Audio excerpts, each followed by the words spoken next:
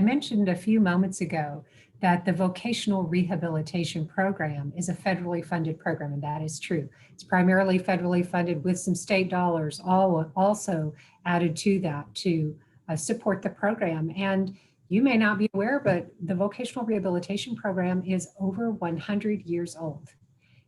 We had our 100-year anniversary last year.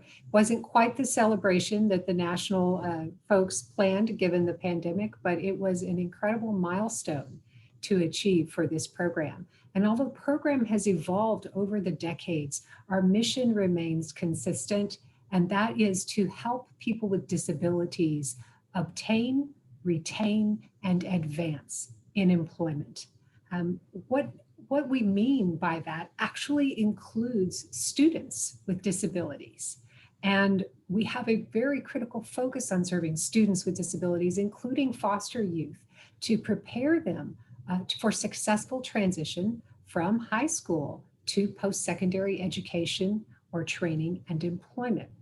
And we have a specific set of services that Laura and her team work to provide to those students, but students may receive the full array of services in the VR program. When I talk about working with people with disabilities, it's important to understand we're talking about people with all types of disabilities. Those disabilities may be someone that has a physical or a mental disability. It could be like blindness or visual impairment, like a sensory disability, hearing loss, mental or behavioral health condition. And it could be an intellectual or developmental disability, so all types of disabilities. And we serve individuals that have disabilities who need our services in order to obtain that employment goal. We provide such a wide array of services, as I mentioned a moment ago. It could be medical treatment to reduce or remove a person's barriers to achieving employment. It could be training and behaviors that are expected in the workplace. It could be job placement or job coaching for someone once they are placed in a job. Assistive technology that will help someone be successful in their school or in their work. We try to open the doors to careers for the individuals we serve, including the students, by supporting and assisting them with post-secondary education and training. So it's a very wide array of services. But when we're talking about students with disabilities, including foster youth, we're talking about students under age 22, we can assist them with career exploration, with work readiness training so they understand what behaviors are expected, with work-based learning opportunities. We all know that those first jobs we had when we were young really helped us see the potential for work and get some experience with that. We can also help students learn how to advocate for themselves. This is very important for students with disabilities and also for the foster youth that we serve. And we can help students understand what their post-secondary opportunities are so that they can see their way to a career and identify the career paths that will support them. We have offices all over the state. And so we can connect students and connect our partners with the offices that are closest to them. You just have to go on the TWC website. There's a People with Disabilities tab, and under that tab, you can see several ways to get in touch with us: a phone call, an email, or an office locator. We would love to work with students and work with customers at large and connect you to our services. So, Commissioner, that's a really quick overview. That's a quick overview, but a very, very impactful overview. And as you can tell by the list of programs that Cheryl laid out, there are opportunities that exist abundantly. And so I'm going to encourage everyone to take advantage of those. And then let's make sure that at the end of the day that we're communicating, that if you heard something that makes sense from that standpoint, make sure that you're networking, getting in touch with the individuals that are there, and then making a difference, because that difference, that reach out, is what allows us to keep moving the needle each and every day. So Cheryl, thanks for that. Let me stay with you 1 second and just ask you any successes that you've seen through the program, anything that kind of sticks out in your mind. You have your summer and learn, you have a number of different things that are out there, but anything that kind of sticks out to you that you would consider a success? We are definitely very proud of the Summer Earn and Learn program. And this is a program we administer in partnership with the local workforce development boards and their contractors around the state to give over 2,500 students an opportunity to have a paid summer job and to have that connection to a paycheck and to begin to get those work skills under their belt. We have a wide array of services for students. We have Explore STEM camps through 9 of the partner colleges and universities around the state that offer the hands-on career exploration camps for students. We also have an Explore apprenticeship camp, and we're looking at expanding that. We just have opportunities with partners all over the state to give students opportunity to receive the training and the support and the resources they need so that they'll be successful when they transition from their secondary education to life after high school. I'd love to brag on a lot of the other things that we are doing with our customers who are over 22, but for the purpose of this webinar, I really did want to brag a little bit about our work with students and to finally say, we can't do any of this without the community partners. We work with partners all over the state. We work with employers all over the state who just are such supporters of the work that we do and so interested in having that expanded access to the talent pool that is people with disabilities. And so we're particularly proud of our partnerships. And one of them, Laura is going to talk about a little bit more, our Fostering Transition pilot that is coming off the ground in the Dallas-Fort Worth Metroplex, thanks to an outstanding partnership there with Judge Gonzalez, who oversees the Permanency Court. So Laura will talk with you a bit more about that, but we're really proud about that and excited. Sure. Thank you so much for sharing that. And as you mentioned, transitioning, it's an opportunity to transition over to Laura. And so, Laura, I'll ask your question. But before I do that, let me just recognize that, Governor Abbott appointed me to this position back in 2019 and then recently reappointed me. And the governor and the First Lady and their support of the efforts that you guys have going on are pretty strong. I also like to recognize there are 2 other commissioners here. Commissioner Julian Alvarez, when you mentioned the apprenticeship program and the work that's been done there, he's what I call the Texas tornado, and he gets out there and takes care of business in a big way. And then our chairman, Brian Daniels, is also actively involved and supportive of the efforts that are taking place as well. And so, Laura, Cheryl kind of teed it up a little bit. Tell us a little bit about what you're doing over there in this new program and any other things that you're working on as it relates to transitioning students, foster care students, and the like. Thank you, Commissioner Demerson.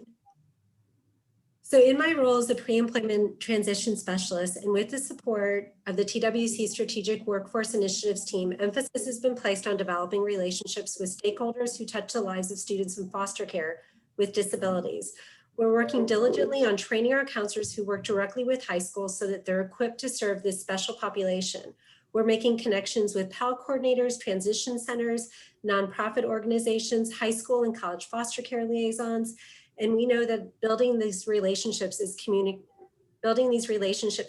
to building our communication. So Laura, that program, the new program that's coming about, what are the time frames? Give a little bit about that. What's the next steps? Sure. So we had our first kickoff meeting last month. We identified counselors who are very passionate about working with students in foster care. We know that they're a special population. We have to be sensitive to trauma that they've been exposed to. They're also a very transient population. And so our goal through Fostering Transition is to train up all of our counselors across the state.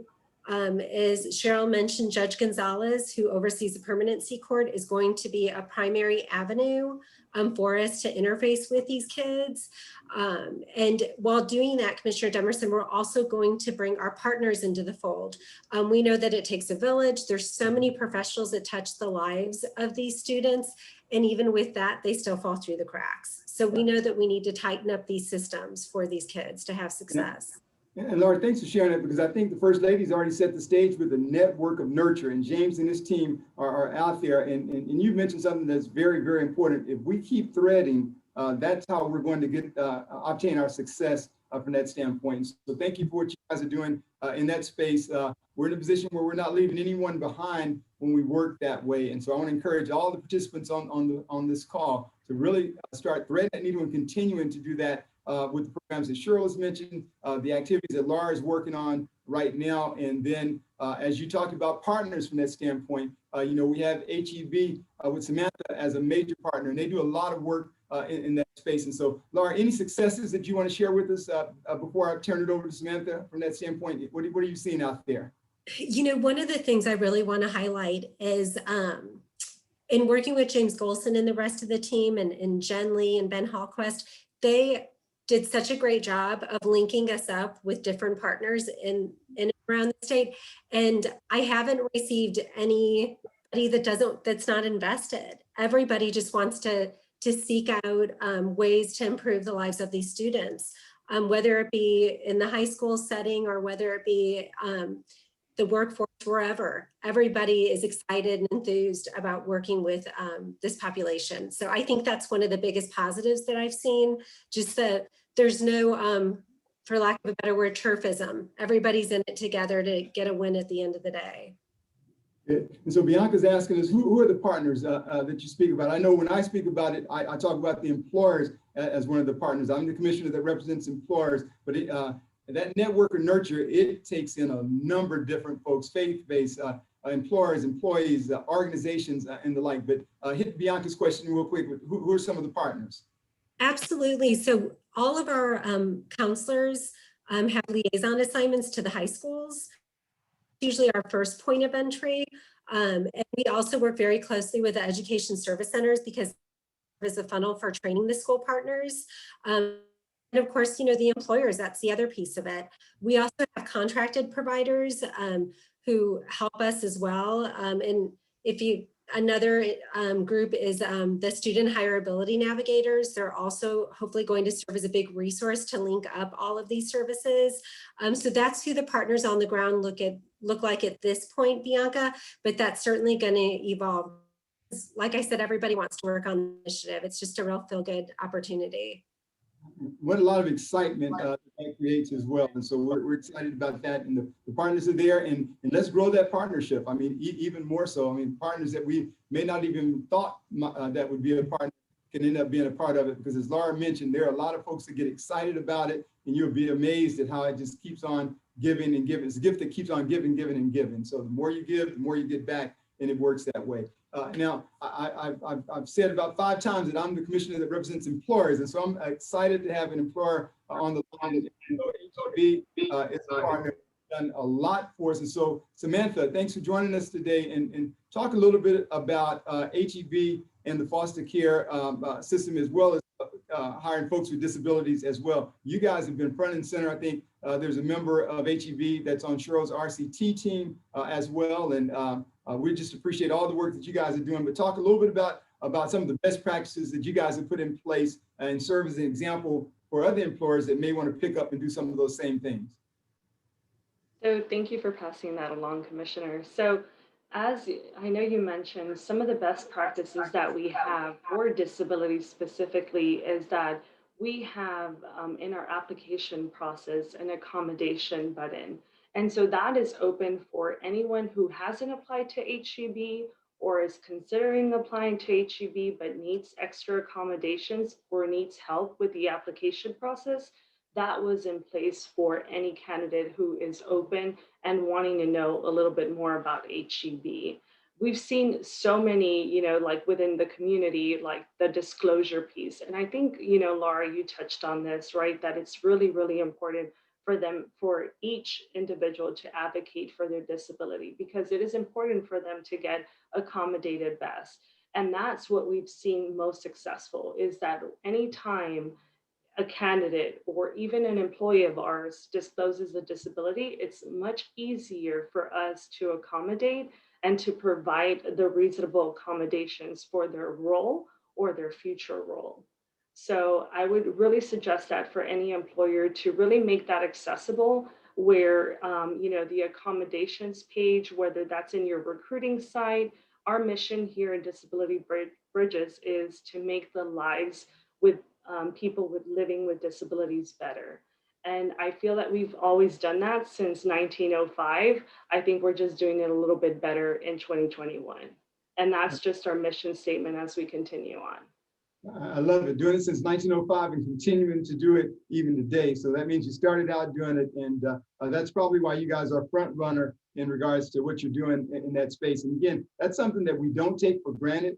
We could have employers that are not doing that, and I'm proud to see that HEB is a proud supporter of these efforts. And it's our goal to do even more from that standpoint. And so, Laura, what type of experience does one have? And let me back up before I even ask you the second question. The accommodation button is something that's pretty cool. I think that's something that, Cheryl, you may talk to Jerry White, our HR guys, Ed Cerna, and does TWC have an accommodations button? So from that standpoint, because it takes you to a page and you can watch applicants begin to get even access to more information. And that's what we want to do. We want to make sure that it's readily available, making it easy. It's okay to make it easy. It doesn't have to be complex and hard to make a difference. And so things like that, that we're sharing best practices is something that really makes a difference. And so Samantha, thanks for bringing that up. Let me ask, like, what type of experience is required to start a career at HEB? So students that are out there, can't work at HEB, it may be too hard to do that. You know, what does it take to become a partner there? So it's really dependent, right? So we start at 16, which is, our cashiers and our bagger positions start at 16.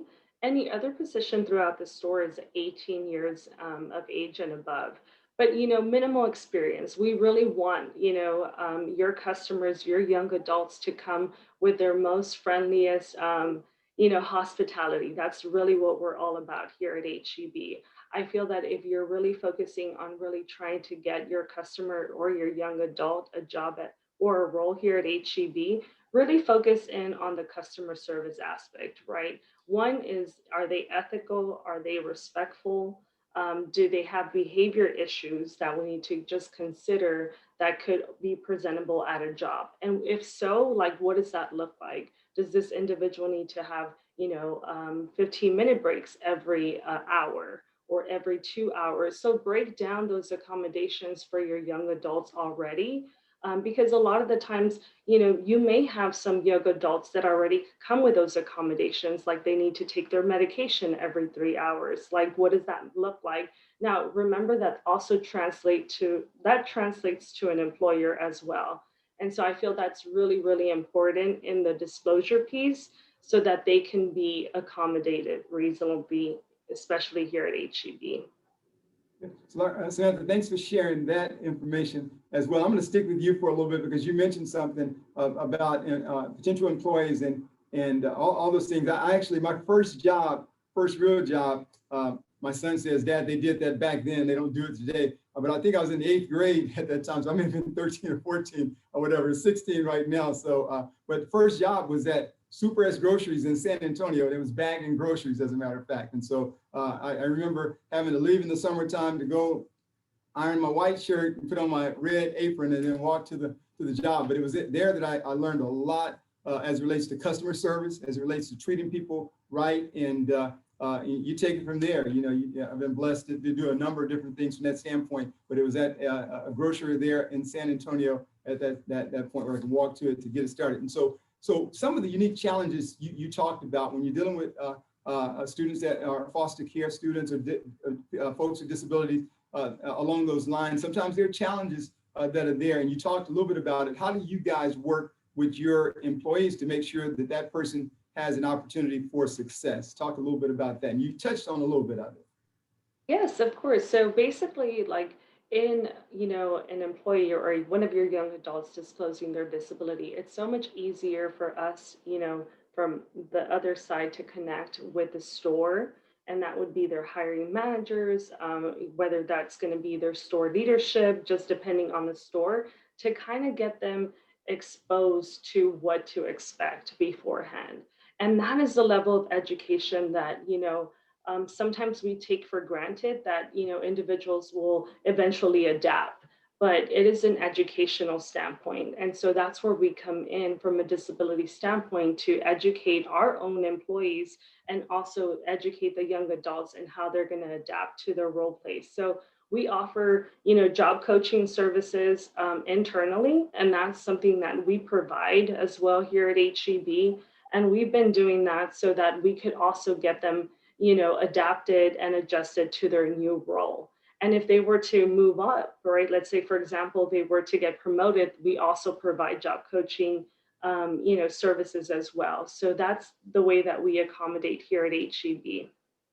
Good. And that's great to hear. And if there are any other companies on the employers that are on the line and or individuals in the community, if you have employers, those are tidbits that make it present an opportunity for students to be successful from that standpoint. So appreciate and thank you guys for what you're doing in that space. I know Melinda on Cheryl's team is probably tied in with all the and trying to make a difference. And you can just see that when you start threading all of those things, you have an opportunity for that student to be successful. And so you guys keep up the good work there. My goal is really to make sure that we're exposing that to even more employers that are out there. And then doing what you said, not taking it for granted or thinking that a person knows how to navigate and to adapt to that challenge that might be before them. And when both are not getting it, it ends up in a result that we don't want. And so we want positive results, and what you guys are doing is something that creates those positive results. And so, Laura, let me get to you real quick.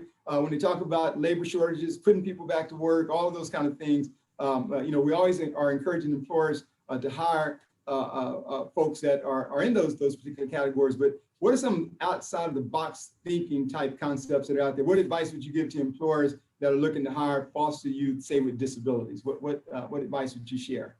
Well, to circle back to what Samantha shared, just that flexibility with that young student who that may be their first job. And, just kind of meeting them where they're at, I think is key. We do know that when one person needs an accommodation, typically it's looked at as it evolves into a universal accommodation that will not just benefit that one person with a disability, but chances are somebody else who doesn't even have a diagnosed disability. So those are all things that are very in working with our students. I will also, I wanted to comment about the value. Cheryl touched on it earlier about self-advocacy with our students. Many times, fortunately, through their developmental years, many of them are kind of discouraged from really having a clear understanding of their disability and conveying others. And so self-advocacy is one of the primary services that we provide to our students with disabilities. And one of the programs I want to plug that we didn't mention yet is Advise Texas, where we have advisors housed in income schools that work with our students with disabilities to teach them how to advocate for themselves and also talk to them about post-secondary opportunities.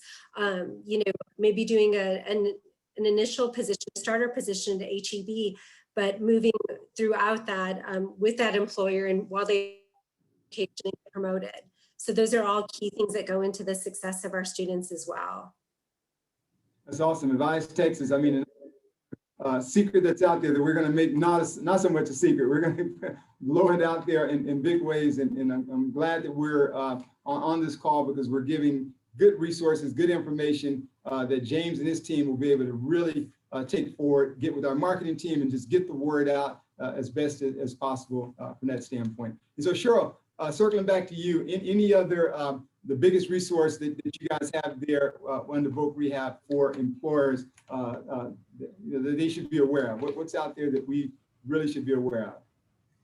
Well, we want employers to know that they can reach out to vocational rehabilitation for assistance in several areas, and that we will also, as we do that, engage other partners such as the business relations units at the local workforce boards around the state.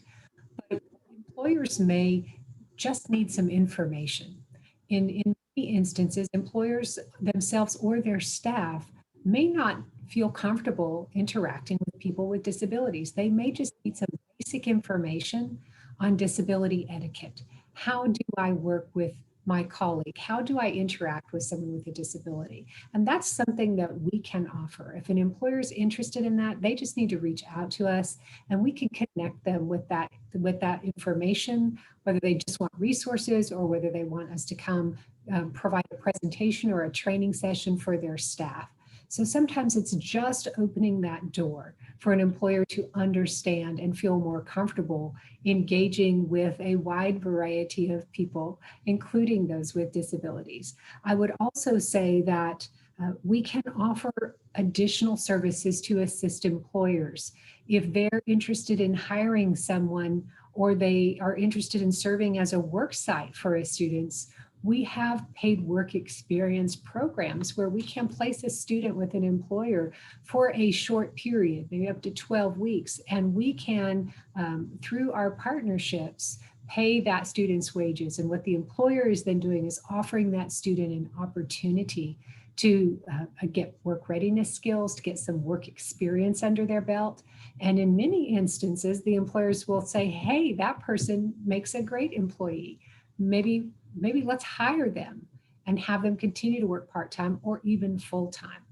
I would also say that we can provide information to employers who are interested in making sure their workplaces are more diverse and more inclusive of people with disabilities. And there are some excellent employers out there like HEB, like other employers who have even stepped back to reconsider their interview process, right? For some people with disabilities, they may not interview as well in the traditional interview processes, but there are employers like SAP, like Microsoft, who have reconsidered how they interview so that they can allow someone to come in either in an internship or come in and have more of a hands-on interview process so that they can really observe what that person can do. There are some great examples out there. We'd be happy to let employers know what those are or to come on site and provide some information or presentations.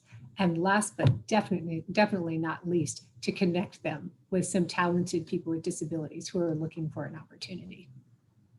Thank you, Cheryl. That's what a way to end my part of the questions and answers. And we're going to get to some of the questions that are in the chat box as well. But what great resources that are out there to make a difference. And I love the fact that your team is going to be out there with employers. Your team is going to be out there taking care of business with the counselors, the Texas Advice. I mean, all of those kind of resources that are there. We are in a position to really do some things with that. Let me go to the chat box. It says, what companies or employers are participating in this meeting? HEB, I see. So they see HEB that's there. Samantha was invited as a part of the panel. I believe that other guests on the phone are probably individuals that are on the line, are individuals that are from the transition centers and the like. And so this past year, Jen Trove, James, and the team had employer-focused panels at the conference that they just completed. And I know from the discussions, this is our probably the first one that I participated in, Foster Care Awareness Month, this type of discussion. There are going to be some things that are done down the line that we're going to be busting the doors down with employers and partners that Laura had mentioned to make sure that we're all on the same page and spread the word about the resources that are out there. In my position, I'm going to make sure that I'm doing that, recognizing employers that are making a difference in this space. I did that last week when we were recognizing an employer on the disability side. And we're going to be doing the same thing with employers that are making a difference on the foster care side. When I was in El Paso, actually, the employers that were there, it was amazing. I think I saw something come from the Workforce Solutions Borderplex office. There's a Pride Center in El Paso, but an anonymous giver had given about $10,000 for these students to go through these courses. At the end, there's a laptop and other things in between for their attending those sessions. But amazed with working with those students and what they wanted to do down the line. And so we have some unique opportunities. I think it was Laura that mentioned it. It's amazing when everybody has an opportunity, how they jump on board to try to become a part of it. And again, it refers back to the First Lady's initiative of a network of nurture. I mean, it just makes a lot of sense that that's what we're doing, networking, all these organizations that want to make a difference in the lives of these individuals. And so I see that in there. James says correct. He's going to be posting the recording of that webinar and sharing that as well. And Bianca says awesome. So we're on track from that standpoint. This has been very informative. A lot of good information at a high level. I think we've delivered what we want to from that standpoint. Quite often, sometimes you think we have to go throughout the entire hour. Sometimes you can give time back if you need to from that standpoint, especially when you've answered the questions, you've taken care of business from that standpoint. And you guys have done exactly that. I think you share it, and I know you shared some information that's going to be valuable, of importance to the individuals here. But before we close out, I'm going to do two things. I'm going to let you guys kind of gather your thoughts on some imparting words of wisdom that you might want to share, any closing remarks from that standpoint, and then I'll ask James to let me know if there's anything that he feels we need to cover in this session while we have the participants that we have on this call. And so with that, I'm going to go ahead and I'll start out with Cheryl, and then we'll go Laura, and then Samantha. We'll let you kind of close it out from that standpoint. But Cheryl, any words of wisdom, advice that you would want to share with those that are on this call? Well, my parting words would simply be to talk to those that are on this call that work with foster youth and employers who may be on this call. First, if you work with foster youth, know that vocational rehabilitation services are available to those youth who have disabilities. And we know that a significant percentage of individuals that are in foster care are individuals with disabilities. So we are here. We want to connect with you. We want to make sure that available to the students. Secondly, to employers on the call, you are such a critical customer for us. We want to be available to you to assist you if we can provide information or resources or connect you with individuals who may be great as part of your workforce. So please reach out to us there as well. And we so appreciate you, employers, and your partnership. Good. Thank you, Cheryl. Laura. Yes, to echo what Cheryl said, research shows that about 1 in 2 students in also has a disability. So please help us, reach out and extend our services. For all of you that are at transition centers today, know that I'm going to be knocking on your door. So I look forward to working with you all. And I can't do everything HEB does. I mean, Samantha's been really supportive and vocal and couldn't do it without HEB. Good. Thank you, Laura. Samantha.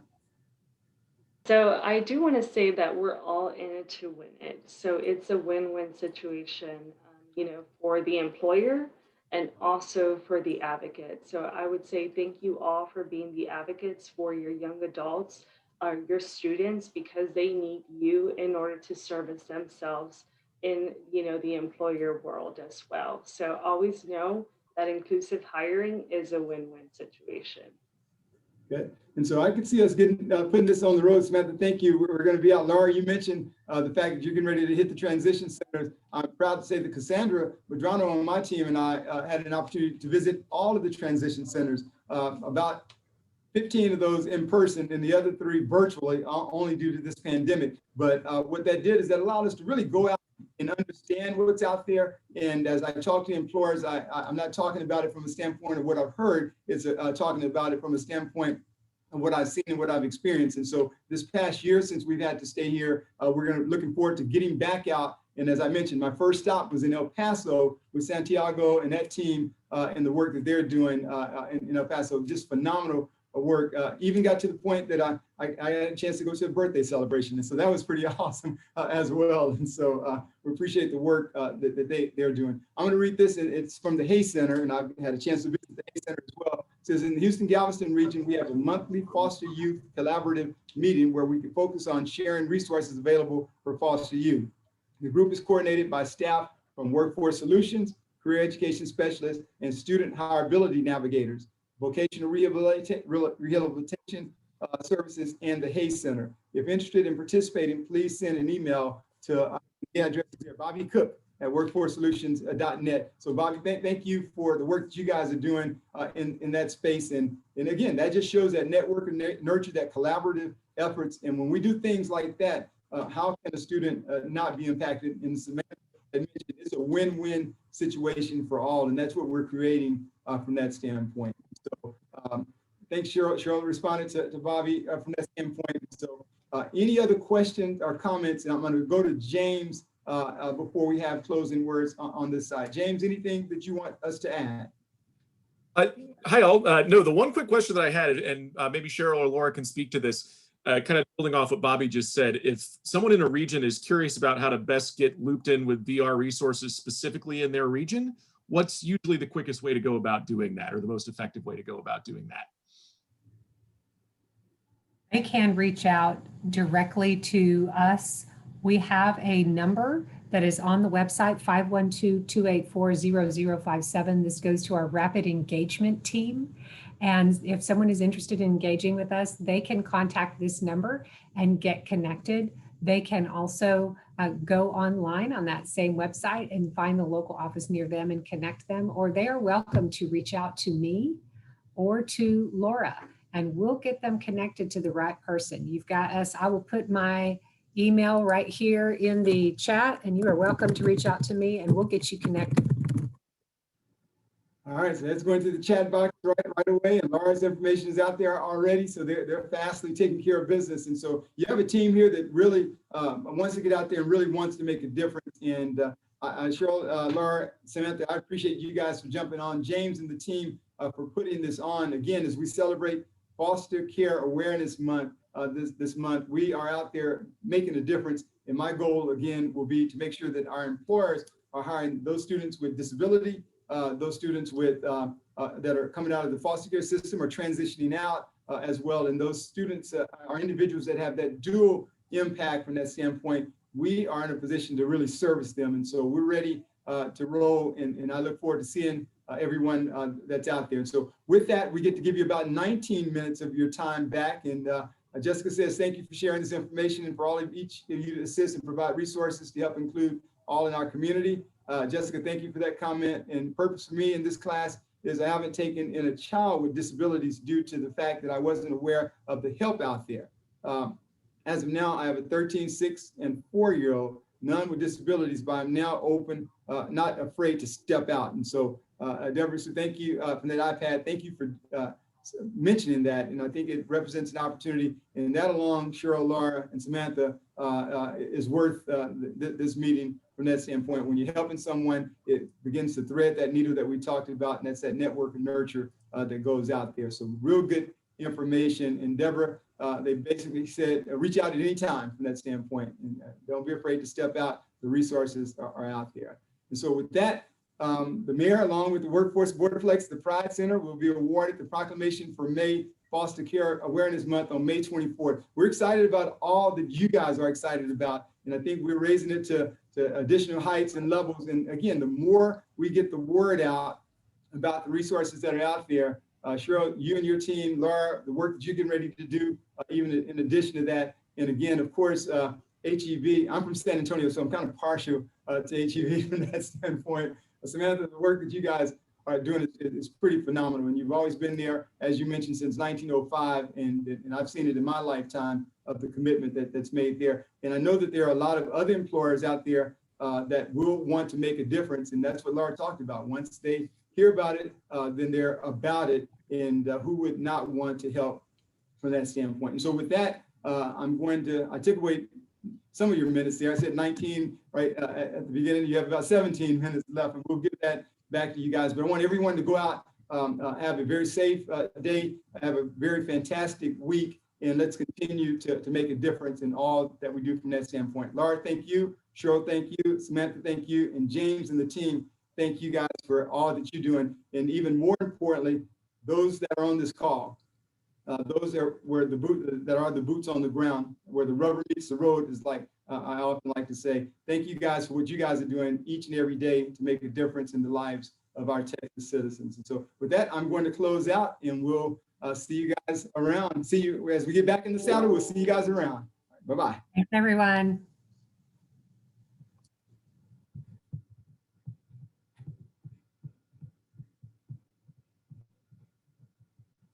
If anybody has any questions, you can ask those questions.